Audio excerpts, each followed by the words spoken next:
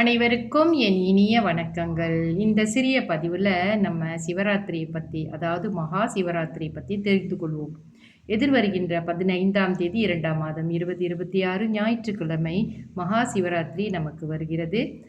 மகா சிவராத்திரி என்றாலே நமக்கு எல்லாமே நினைப்பு வருது சிவன் கோயிலில் கண் விழித்து இருப்பது, 4 கால பூஜை மற்றும் அவருக்கு செய்யப்படும் அபிஷேகங்கள். இப்படி இருக்கும் பொழுது யுக யுகமாக இந்த மகா சிவராத்திரி, மாத சிவராத்திரி, மாதங்கள் தோறும் வருகின்ற சிவராத்திரியும் நாம் கொண்டாடி கொண்டு தான் வருகிறோம்.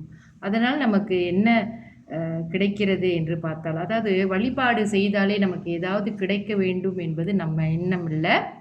ஆனாலும் கூட அதற்கான பலன்கள் நமக்கு கட்டாயம் இறைவன் நமக்கு கொடுப்பாரு. எது செய்தாலும் அதற்கு நன்மை செய்தால் நன்மையான பலன்களும், தீது செய்தால் தீமை பலன்களும் கிடைப்பது எல்லோருக்கும் தெரிந்த விஷயம்தான். இந்த சிவ வழிபாடு என்பது நமக்கு நல்லதையே தான் கொண்டு வந்து சேர்க்கும்.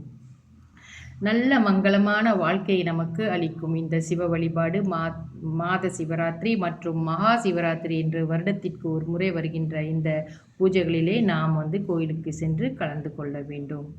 இப்படி இருக்கிற போது இது சில பேருக்கு இதை பற்றி ரொம்ப தெரியாது. அதனால் தெரியாதவர்களுக்காக செய்யப்படும் பதிவு இது. அந்த நாளில் நம்ம சிவனை ஆராதித்தால் மங்களமான வாழ்க்கை நமக்கு சேரும் மற்றும் மன தூய்மை நமக்கு கிடைக்கும், ஆத்ம தூய்மையும் நமக்கு கிடைக்கும். அறிந்தும் அறியாமலும் செய்த பாவங்களும் நம்மை விட்டு நீங்கும், நமக்கு மோட்சம் சித்திக்கும் என்று சிவபுராணம் நமக்கு சொல்லி கொடுத்திருக்கிறது. நம்ம வாழும் காலத்திலே எப்பொழுதுமே இந்த மோட்ச பக்தியை பற்றி யாரும் ரொம்ப நினைக்கவும் மாட்டாங்க. அவங்க பாட்டுக்கு வாழ்க்கையில் நடக்கிற விஷயங்களை அப்படியே செஞ்சுக்கிட்டு அப்படியே போயிட்டு இருப்பாங்க. ஆனாலும் இறந்த பிறகு நம்மளுடைய ஆத்மாவின் நிலை என்ன என்பதை நிறைய பேர் யோசிக்கிறதே இல்லை. நம்ம அதை பற்றி யோசிக்காட்டி கூட பரவாயில்ல. ஆனால் சிவ பூஜை செய்வது, மகா சிவராத்திரி விரதம் இருந்து அவருக்கு பூஜை செய்வது, மாதம் தோறும் வருகின்ற மாத சிவராத்திரி பூஜை செய்வதெல்லாம் நமக்கு ஒரு வழிகாட்டியாக மோட்சகதிக்கு கூட்டி செல்லும். சிவராத்திரியில் பல வகையான சொல்கிறாங்க. அதாவது எப்படின்னா பிரிக்கப்பட்டிருக்கு சிவராத்திரி.